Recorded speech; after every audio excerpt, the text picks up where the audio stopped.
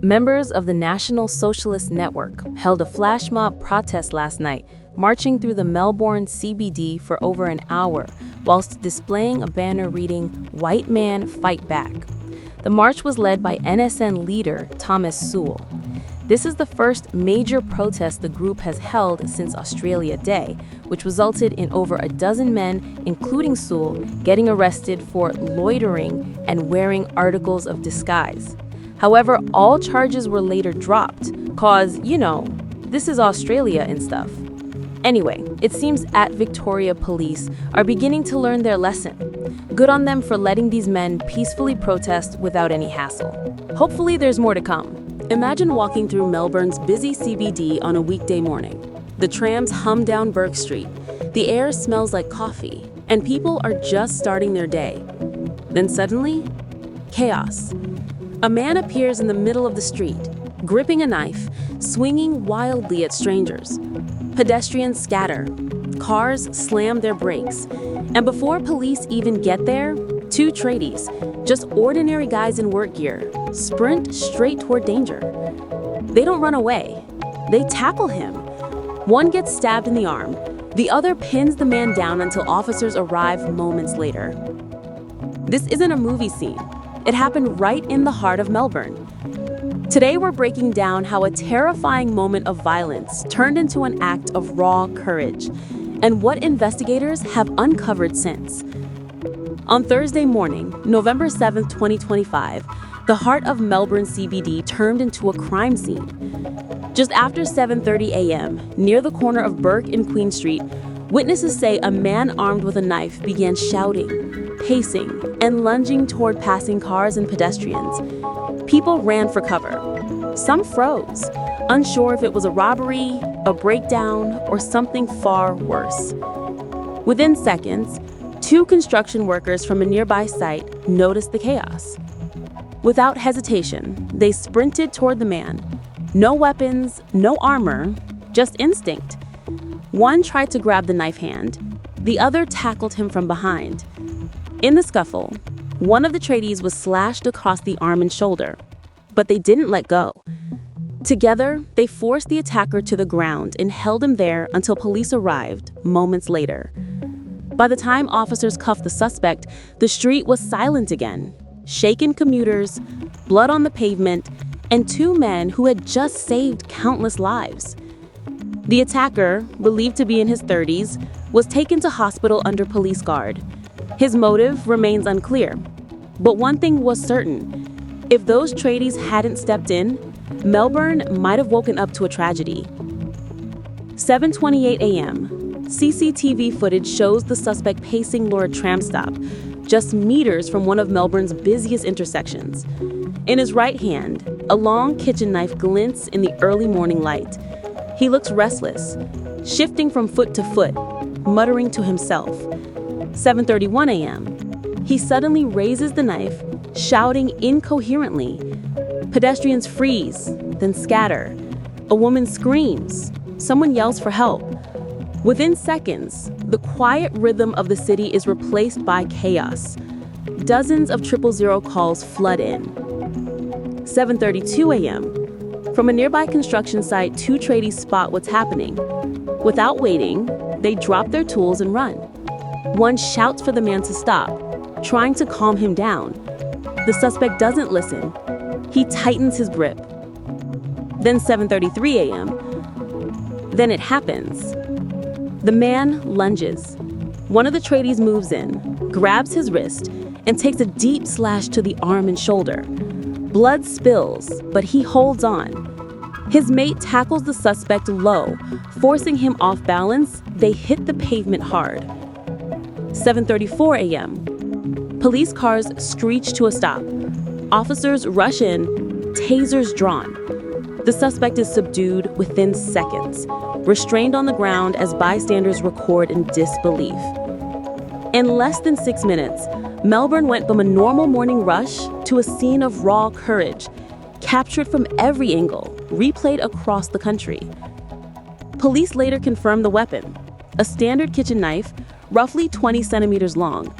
It wasn't military grade or modified, just an everyday object, likely taken from a nearby apartment kitchen. Ordinary, and yet in the wrong hands, devastating. CCTV footage gave investigators a clearer picture. It showed the man wandering aimlessly minutes before the attack, pacing back and forth, muttering, sometimes stopping to stare at people. At one point, he even drops the knife, then calmly picks it back up. His movements looked disconnected, almost trance-like. Witness accounts painted the same picture: confusion, panic, and two tradies who acted before anyone else could. Several commuters told police that if those men hadn't intervened, the suspect would have reached a crowded tram stop just meters away. That detail still sends chills down the spine. Toxicology reports are still pending, but investigators suspect drugs or a severe mental health episode might have fueled the violence. It's unclear whether this was a deliberate attack or a total breakdown that spiraled out of control. As one criminologist told ABC News, this case highlights the dangerous unpredictability of urban knife incidents. You can't predict them. They unfold in seconds, and in those seconds, ordinary people face impossible choices. From an analytical point of view, a few things stand out. First, response time. Police arrived in under 2 minutes. That's lightning fast for city standards. But in a knife attack, 2 minutes can be the difference between survival and tragedy. Without those tradies stepping in, that street could have seen far more bloodshed before help arrived. Second, the suspect's behavior. His pacing, shouting, and random movements point toward disorganized intent, not targeted aggression.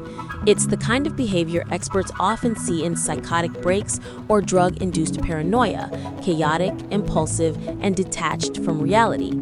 And third, courage versus risk. The tradies acted on instinct. They didn't plan, they didn't hesitate. But criminologists warn that tackling an armed person is as dangerous as it gets. One wrong move and those men could have been victims too. Their bravery saved lives, yes, but it was also a razor-thin balance between heroism and sheer luck. When police pieced the scene together, 3 main theories started to form, each one trying to explain what pushed this man over the edge that morning. Theory 1, a random mental health breakdown.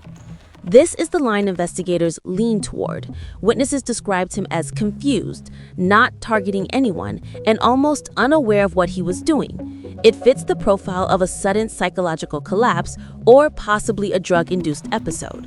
The evidence supports it: erratic movements, no clear motive, and the fact that he surrendered once restrained. But the uncertainty remains. Toxicology results aren't in, and police haven't ruled out a prior history of violence. Theory 2, a pre-planned attack.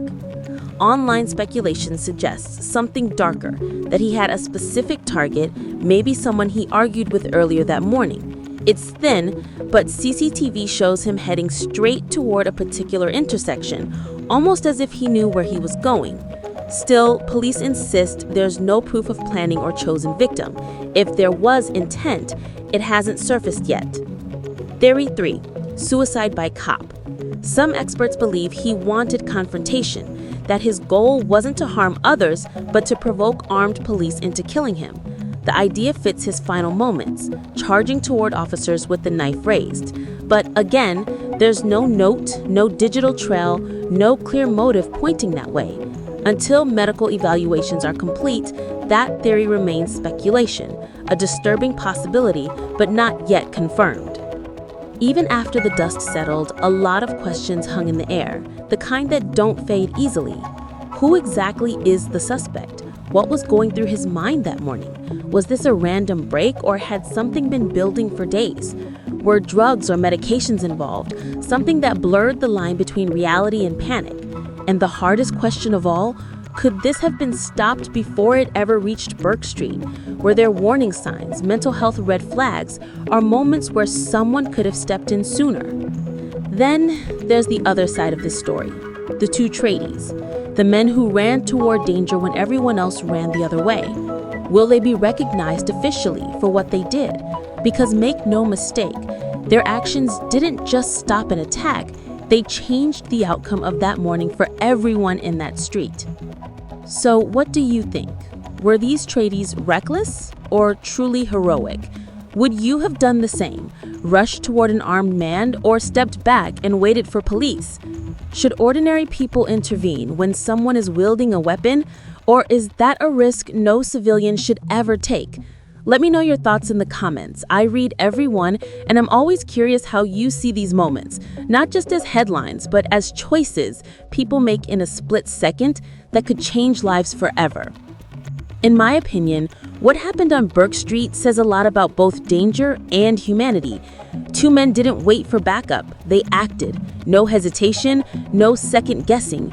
And because of that, Melbourne woke up to headlines about heroes, not victims. It's a rare moment where instinct and courage aligned just right, and it changed everything. Thanks for watching. If you found this breakdown helpful, take a second to like, share, and subscribe. It keeps these true crime stories visible and helps bring clarity to the chaos behind the headlines. Stay tuned.